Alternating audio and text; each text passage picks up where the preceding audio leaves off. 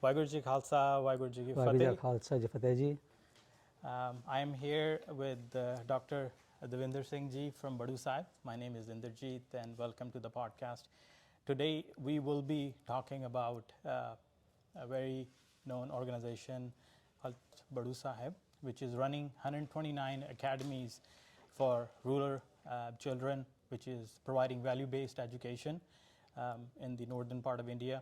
Along with that, we have two universities, Akal University and Eternal University in Badu Sahib, and numerous other initiatives that Badu Sahib is running. I had the opportunity actually earlier this month to visit Badu Sahib. It's truly a divine place, and that was part of the reason that I wanted to do this podcast so we can spread the message that Badu Sahib is delivering to the humanity as a whole. So, Babaji, welcome to Dallas. Thank you, Ji. Babaji, so can you tell us a little bit more about Badu Sahib, how the organization has started? Of course, I had the opportunity to go visit, but I think if you can share with our viewers, that will be helpful. See, Badu Sahib is not an educational institution alone. It is a phenomenon. It is a direction to be given to society to meet the most cherished goal of humanity today, that is establishing peace. Way back in 1904, our founding father, the first saint in our lineage, Sant Davinder Singh Ji Maharaj, had pronounced that the way to establishing peace in the world would be by providing a unique form of education whose foundation is spirituality, and along with that, then we on this foundation we build an edifice of high quality modern education. So this was the model that he had started way back in 1904. Then his disciple Santiya Singh Ji, who had done his masters from Harvard in 1911, he then further picked up the threads, and in a religion conference, World Religion Conference in Japan in 1954, he had there was the theme of the conference was establishing peace in the world. This was soon after the Second World War, when there was despondency all over, and ways and means to find how peace can be established were being looked into. So in that conference, he had represented the Sikh faith, and he said that the only way to establish permanent peace in the world is to look after our children and instill in them values, values of kindness, values of compassion, contentment, and the capacity to forgive above all. So these are the qualities that we want in our leaders, so that they get transformed from small men, pygmies, to men who are statesmen, and they are large hearted, and they have generally the well-being of humanity in mind. So this is the concept, and based on this concept, we have this place Badu Sahib was decided by Sant Teja Singh Ji, as he felt that in case we have to give a spiritual education to children, then the place should be such where lot of meditation has happened for many eons. So that is how, with his divine wisdom, with his divine sight, he had identified this place of Badu Sahib, and in 1959 he laid the seeds of this huge organization that was to be developed. His disciple Sant Teja Singh Ji, Sant Baba Iqbal Singh Ji, who himself was also highly educated, he had done masters in agriculture and had done a lot to uplift the agriculture of Himachal Pradesh, which is a remote state. And he started this school based on the model that his mentor Santiya Singh Ji and Sadhata Singh Ji, they had started. And with 5 children, the school at Badu Sahib was established, and now that small nucleus which had started in 1986, that has blossomed into 129 schools. All these schools are in deep flung rural areas, so as to provide opportunity to these rural children to have facilities equal to their urban peers. And now we have, from the 5 students, now we have 70,000 students in these institutions, spread over a vast area of more than 10,000 square kilometers. So, with this basic objective in mind, to produce good human beings who have values, who cherish kindness and who cherish peace, so that they spread the message of peace throughout the world. Wherever they go, they will touch lives of other people and bring happiness. Thank you, Babaji. I know that was brief summary, but I really was intrigued by the message from the Badu Sahib. I did my own research. A couple of years ago, I got to know about Badu Sahib, and truly, like Dr. Davinder Singh has said, that it's better for the humanity. In Sikhism, we call it Sarbat da Pala. With that message, it has started. So earlier this month, like I said, I had the opportunity to visit Badu Sahib. And that place, actually, it seems like ਇੱਦਾਂ ਲੱਗਦਾ ਹੁੰਦਾ ਕਿ ਆਪਾਂ ਛੋਟਾ ਜਿਹਾ ਘਰ ਵੀ ਉੱਥੇ ਉਹ ਜਗ੍ਹਾ ਤੇ ਬਿਲਡ ਕਰਨਾ ਹੋਵੇ ਇੱਦਾਂ ਦੀ demography, because it's a mountainous area, ਕਿ ਬਹੁਤ ਹਾਰਡ ਹੋਏਗਾ. ਪਰ ਜਦੋਂ ਆਪਾਂ ਉਹ ਦੇਖੀਏ ਪੂਰਾ ਸਾਰਾ ਆਪਰੇਸ਼ਨਸ, ਬਿਕੋਜ਼ ਬਾਹਰ ਰਹਿ ਕੇ ਕਈ ਵਾਰ ਆਪਾਂ ਨੂੰ ਉਹ ਮੈਗਨੀਟਿਊਡ ਆਫ ਦੀ ਆਪਰੇਸ਼ਨ ਨਹੀਂ ਪਤਾ ਚੱਲਦਾ, from waste management to how the mess works.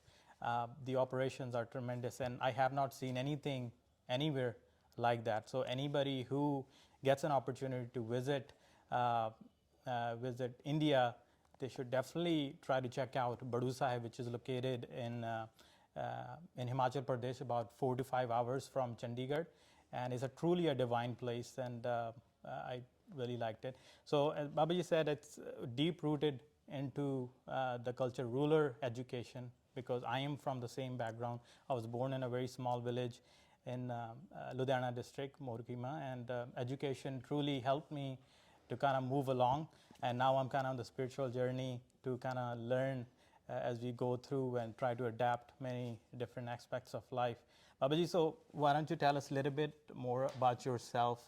I know yourself and Ma'am Neelam ji are from the medicine field as well, and how you got connected and how you're trying to, spread the message.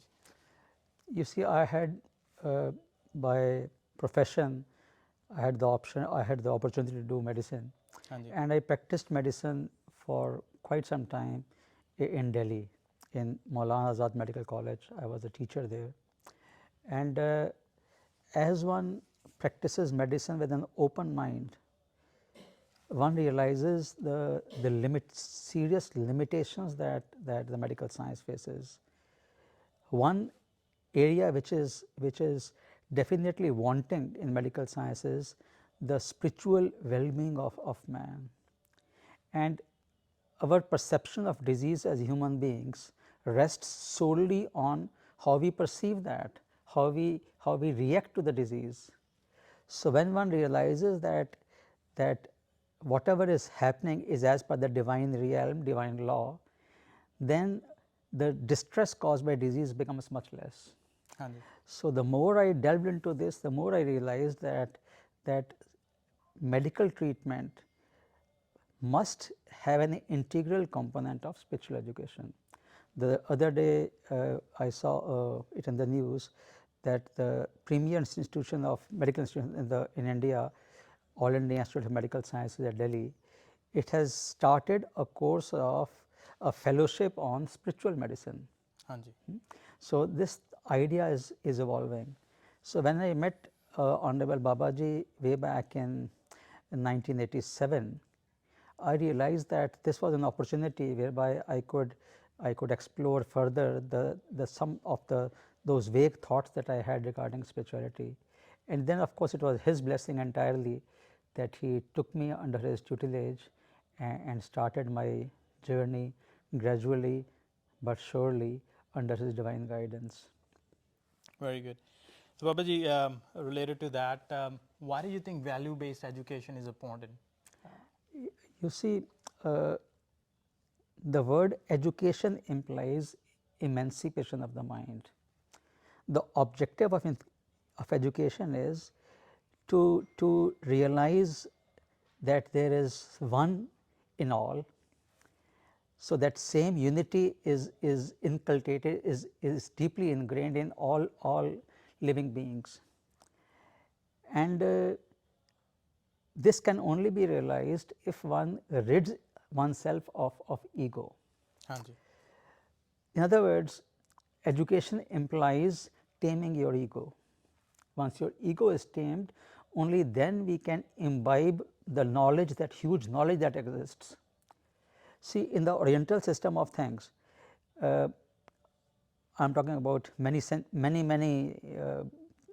ago, the system of education was that a learner would go to the ashram of a guru, stay there, learn spirituality, learn spiritual teachings, and the worldly teachings would come by itself to him. So, once you are in tune with the Almighty, with all pervading energy, then all these small activities like physical science or mathematical science or material science, one gets to learn this automatically. So, but unfortunately, in the Western world, the emphasis was only on the knowledge that I have learnt by my experimentation, by my research, by my experience. So, these thoughts were at variance, both the Oriental system and the Occidental system. And sometimes, somewhere, a serious accident happened in the evolution of education, that man decided that knowledge of languages and numeracy were important, and those human values of kindness, compassion, contentment, forbearance, forgiveness, they took a back seat. हाँ जी. Whereas education implies to have these values, and on top of that you have the scientific knowledge, so that you can use this for general well-being of all. See, civilization does not imply how much you have, how many industries you have, or what you can build, or the kind of roads that you build. Civilization means that what values you have in your heart, so that you are able to care for the entire humanity, especially the needy ones, the children, the women, the elderly. So, any society which looks after all these three vulnerable sections of society is a civilized society, irrespective of how much worldly education they have got. Yes, definitely. And one of the initiatives that I learned about at Badusa was going on about the underprivileged girls whose parents are not able to, afford the education. Badusa actually provide the education, take care of, the whole education from starting from kindergarten, I believe, all the way for them to get the education degree, so they can go back and teach in the Akal academies. Right? Yeah. So, it is a unique campus, Badu Sahib. No? You would have seen that we start the educational career of a child at the age of 4 in the kindergarten, and then the girls there have the facility to go and even do their PhD in whatever field they wish to do. Basically, since, as I told you earlier, we are working with people who are underprivileged, who are not empowered, and trying our best to empower them. We can look at the underprivileged people who are economically challenged. We provide education to them, and education of the highest quality. Similarly, you see, if you look at the rural North India, the security for women is quite challenging, and girls, wherever they are not able to leave their village for higher education in universities, because of two reasons. One is physical security, and the second, of course, is they do not have the resources. Yes. So, addressing this issue, our mentor Sant Baba Iqbal Singh ji, he was the one who gave direction and impetus to this organization. He said that the only way to empower these girls is to provide them an environment whereby they can where they can flourish and grow and get empowered. So, with that in mind, in 2007 we started a unique project where we would request the rural girls who had finished their 10th or 12th and enroll them in our higher education program. So, we would invite applications from these girls. We would visit those villages and try to rather convince them to come and get higher education. And we started with the first batch in, I think, 2007 with about 60 girls, and we they come to Badu Sahib, since there is a huge educational gap between what they had learnt in the village and what we would want them to achieve, and even to the level so that they can comprehend what education they are getting in the university. So, they spend about a year and a half for that bridge course, the foundation course, so that they are able to, when they go to the university, they are able to comprehend what is happening there. And then we provide them opportunity for graduation, post graduation. Some of them have even done PhD. Then after they get these qualifications, we ensure permanent employment to them, to each one who desires to work for us.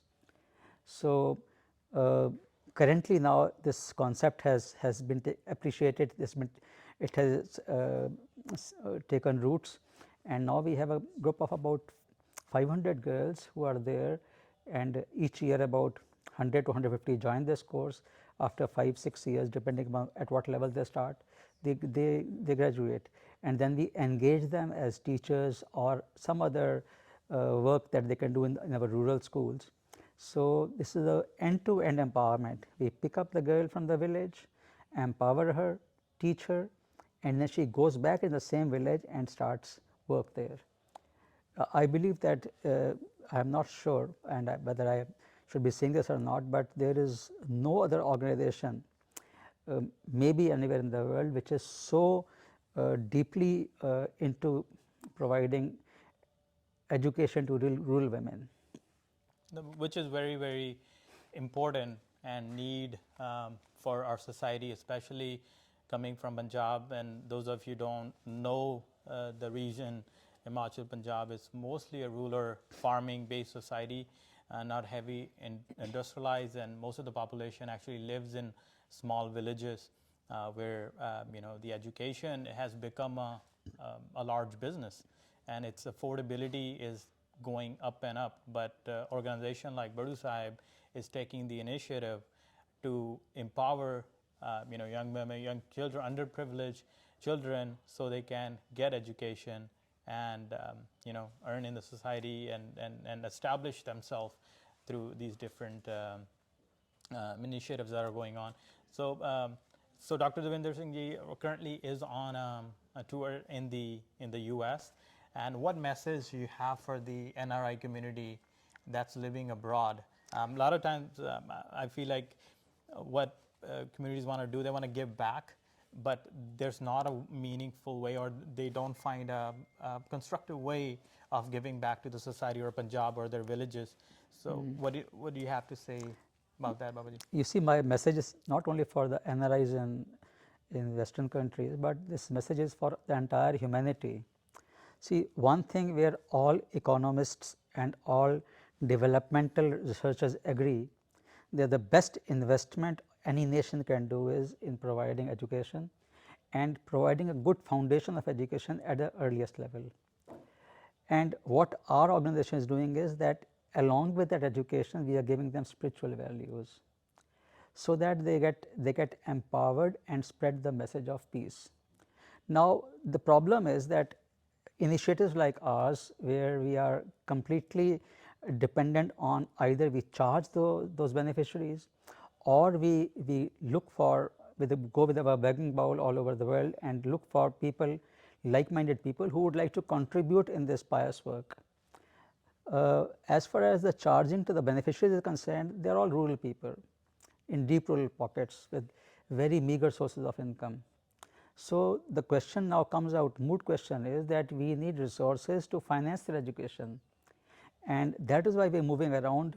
We are imploring, we are requesting, we are begging everyone to contribute in this cause, so that we are able to make a difference to the world. We are able to provide a platform from where messengers of peace can move around and bring solace to the strife-torn world.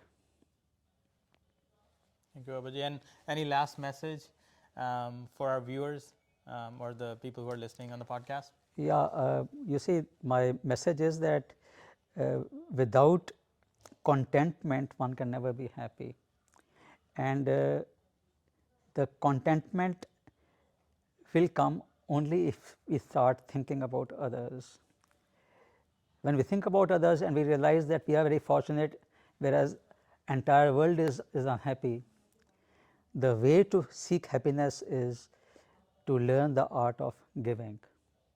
I believe that if one value parents have to inculcate in their kids, it should be the art of giving. It will be a permanent passport to happiness that parents have given to the children. So, we must learn to share, care and share. That is the message I would like to give, and that is the message which will bring about our basic objective of establishing peace in the world. Thank you. Thank you, Vijay. Thank you for taking the time out and talking to me. And thank you, viewers. Thank you, Inderjeet. It was a pleasure talking to you.